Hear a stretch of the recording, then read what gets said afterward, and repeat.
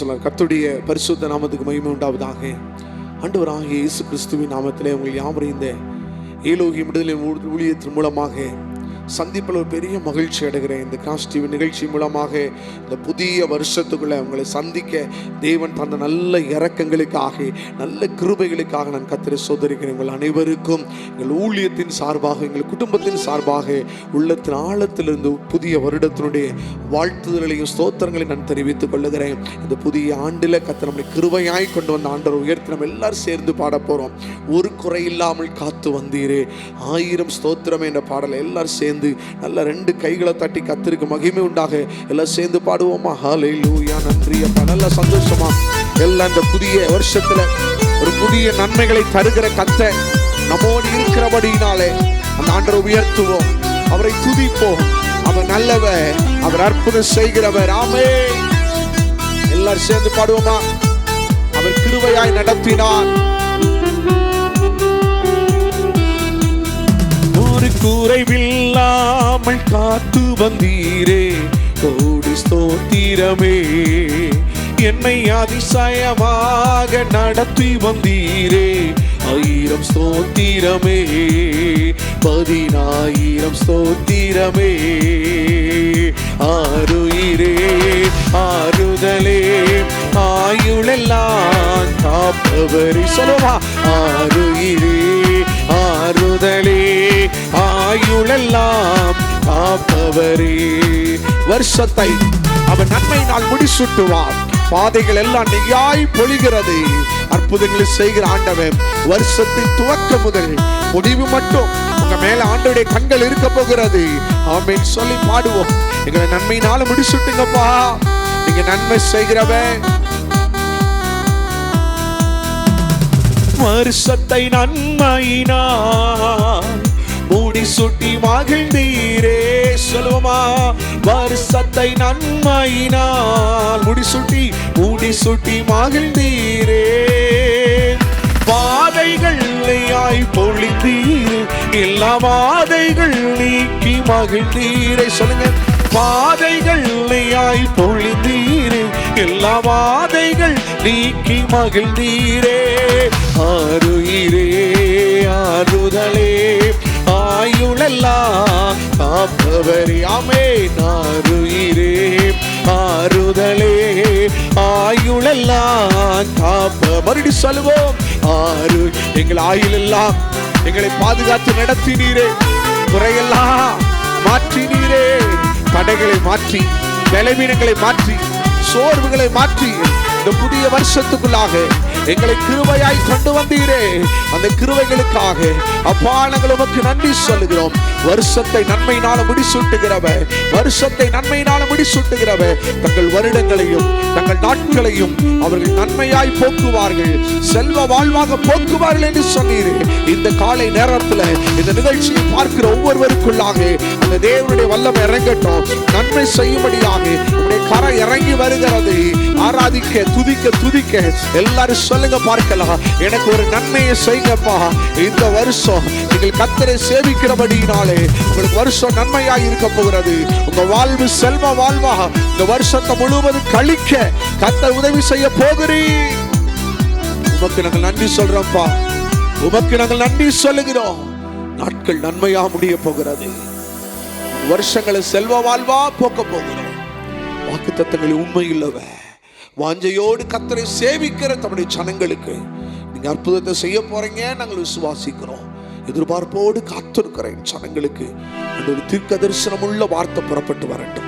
இயேசுவின் நாமத்தில் பிதாவே, ஆமென். நம் கிறிஸ்துவுக்குள் பிரியமானவர்களே, 2025 வருடம் அந்த புதிய வருஷத்துக்குள்ள கர்த்தர் நமக்கு கொண்டு வந்திருக்கிற ஏலோகியம் ஊழியத்தில் தேவன் கொடுத்ததான தீர்க்க தரிசனம் உள்ள ஒரு வார்த்தை எடுத்து வாசிக்கலாம். யோபின் புஸ்தகம் 36வது அதிகாரம் 11வது வசனத்தை ஒருவர் எடுத்து வாசிக்கலாம். அவர்கள் அடங்கி அவரை சேவித்தால் தங்கள் நாட்களை நன்மையாகவும் தங்கள் வருஷங்களை செல்வ வாழ்வாகவும் போக்குவார்கள். பிரியமான தேவனுடைய பிள்ளைகளை, இந்த வருஷம் கர்த்தர் சொன்னாருங்க, அவர்கள் அடங்கி அவரை சேவித்தால் தங்கள் நாட்களை நன்மையாகவும் தங்கள் வருஷங்களை செல்வ வாழ்வா போக்குவார்கள். அல்லேலூயா. இந்த வார்த்தையை கேட்கும் எத்தனை பேருக்கு ஒரு சந்தோஷம் இருக்குது. நீங்க ஆண்டவர் சொல்றாருங்க, நீங்க ஆண்டவரை சேவிக்கும் பொழுது, நீங்கள் கர்த்தரை சேவிப்பீர்கள் என்றால், நீங்கள் ஆண்டவரை சேவிப்பீர்கள் என்றால் உங்க நாட்கள் நன்மையா இருக்கும், உங்க வாழ்வு செல்வ வாழ்வா இருக்கும் என்று கர்த்தர் சொல்லுகிறார். பிரியமானவர்களே, இன்னைக்கு ஆண்டவர் சொல்றாருங்க, நீங்கள் அடங்கி அவரை சேவிக்கும் பொழுது உங்க வாழ்க்கை நன்மை வரும், ஆனா செல்வ வாழ்வா இருக்கும். ஆனா அதற்கு ஒரு கட்டளை, ஒரு நிபந்தனை இருக்கிறது. என்ன நிபந்தனை? ஆண்டவர் சொல்றாரு, அடங்கி நீங்கள் அவரை சேவித்தால் நீங்க என்ன செய்யணுங்க? அடங்கி இருக்கணும். எப்படி இருக்கணும் கர்த்தர் எதிர்பார்க்கிறாரா? 1 பேதுரு புஸ்தகம் 5வது அதிகாரம் 8வது வசனத்தை நம்ம வாசிக்கும் பொழுது வேதம் இப்படி சொல்லுகிறது, ஆகையால் ஏற்ற காலத்திலே தேவன் உங்களை உயர்த்தும்படிக்கு அவருடைய பலத்த கைக்குள் அடங்கியிருங்கள். அவருடைய பலத்த கைக்குள் அடங்கியிரு.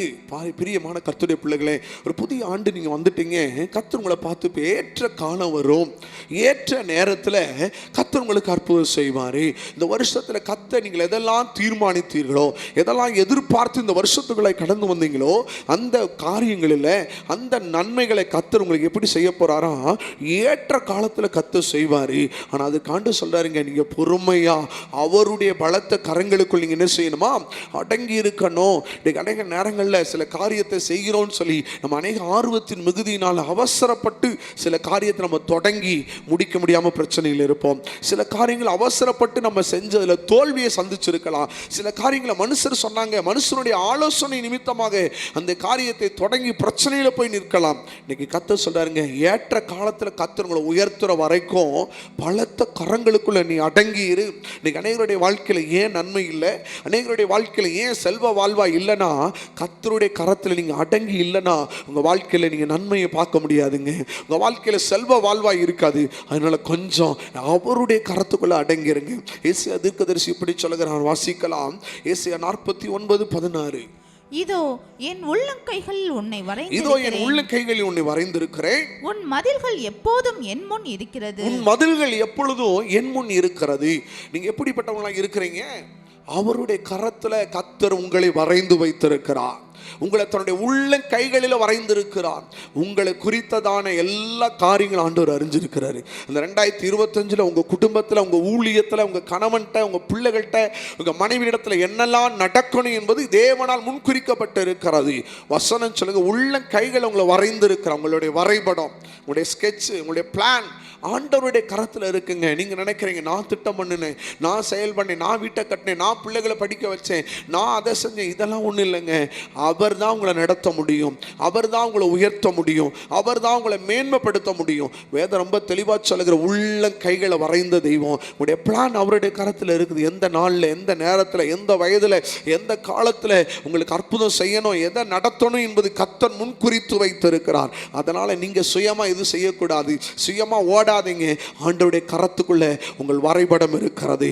உங்களை கர்த்தர் வரைந்து வைத்திருக்கிறார். பிரியமானவர்களே, இன்னொரு வசனத்தை கூட வாசிக்கலாம். சங்கீதம் 95வது சங்கீதம் 7வது வசனத்தை வாசிக்கலாம்.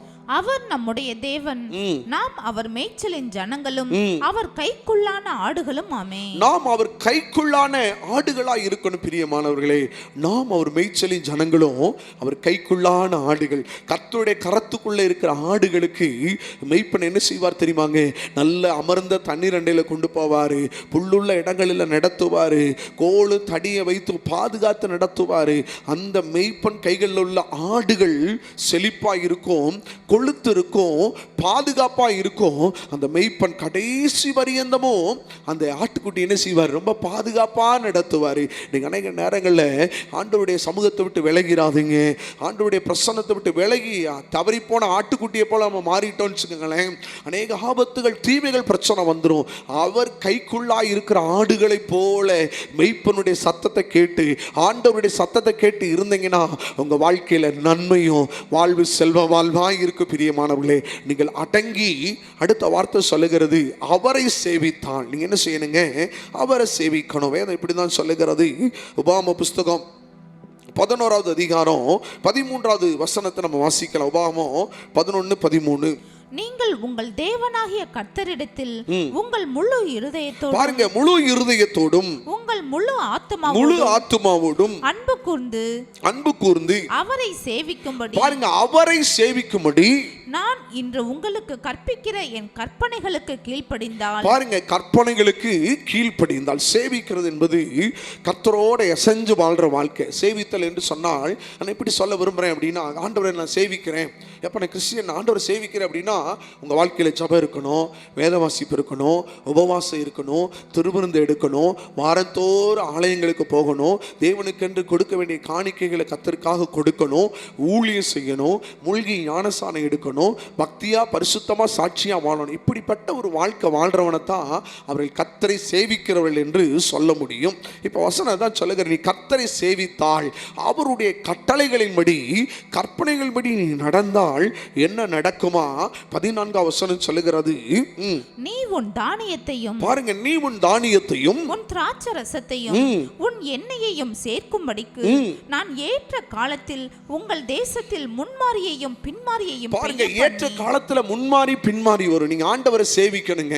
நீங்க ஆண்டவரை தேடும் பொழுது தேசத்துல என்ன உண்டாகுமா? ஏற்ற காலத்துல முன்மாறி பின்மாறி பெய்ய பண்ணும் பொழுது அந்த தேசம் எப்படிப்பட்ட தேசமா இருக்குமா? மிருக ஜீவன்களுக்காகவும் உன் வெளியின் மிருக ஜீவன்களுக்காக உன் வெளிகளிலே புல் முளைக்கும்படி செய்வேன். நீ சாப்பிட்டு திருப்தி அடைவாய். அல்லேலூயா. ஆண்டவர் சொல்றாருங்க, ஏற்ற காலத்துல முன்மாறி வரும், பின்மாறி வரும். நீங்கள் சாப்பிட்டு உங்க தோட்டத்தில் இருக்கிற, உங்கள் நிலத்தில் இருக்கிற மிருக ஜீவன்களும் புல்வெளிகளும் புசிக்கத்தக்கதாக கர்த்தர் என்ன செய்வாருங்க? உங்களை திருப்தியாக்கி நடத்துவார். அல்லேலூயா. வசனம் சொல்லுகிறது, உங்க வாழ்வு செல்வ வாழ்வாக போக்குவார்கள். வருஷம் முழுவதும் நீங்க ஆண்டவரை சேவிச்சீங்கன்னா இந்த 2025 முழுவதும் செல்வ வாழ்வா இருக்கும்.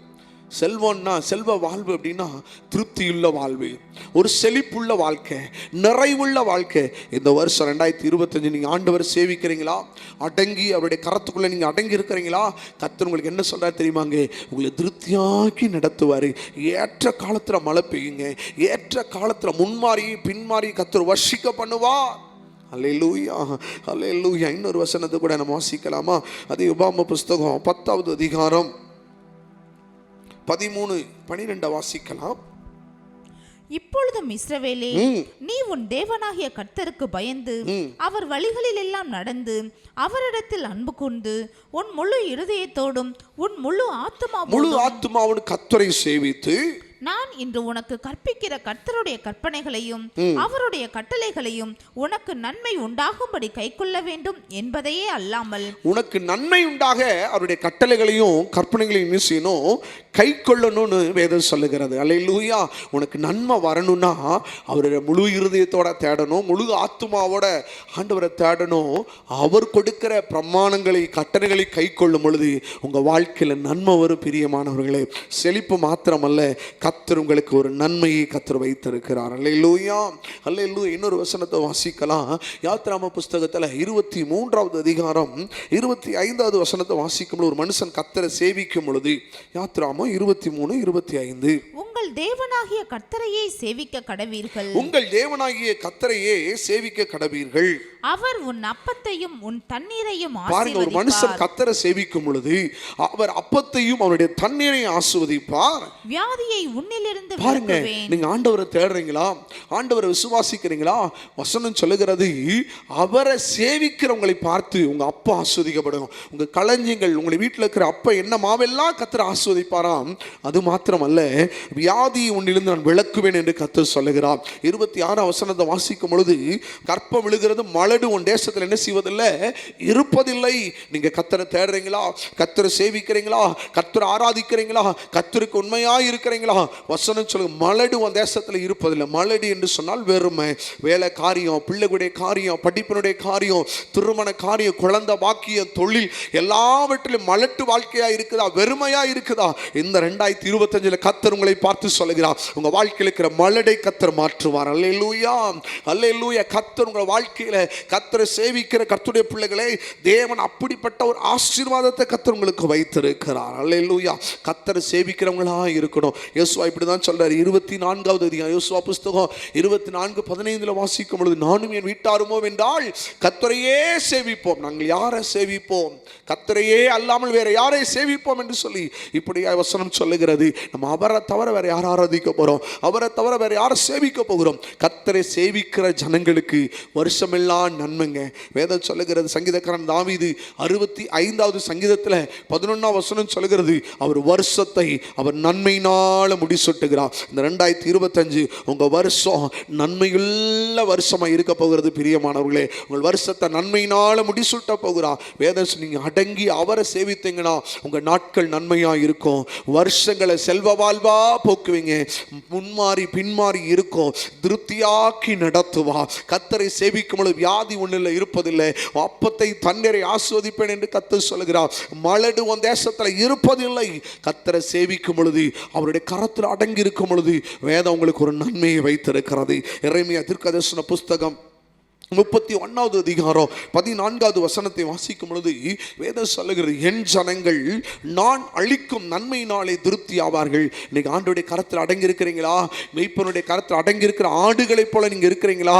வேதம் சொல்லுகிறது, கர்த்தர் உங்களுக்கு நன்மையை கொடுக்க போகிறார். நம்ம எல்லாரும் இந்த புதிய வருஷத்துல ஒரு பெரிய தீர்மானத்தோட ஆண்டோடைய சமூகத்தில் நம்ம நிற்க போகிறோம். ஆண்டவரே, நான் உமக்கு நான் அடங்கி இருக்கணும்னு சொல்லி எல்லாரும் ஒரு விஷயம் கர்த்தரை நோக்கி நான் பார்க்கலாமா? எல்லாரும் வேகமா சீக்கிரமா கண்களை மூடுவோமா? ஹல்லேலூயா, ஹல்லேலூயா.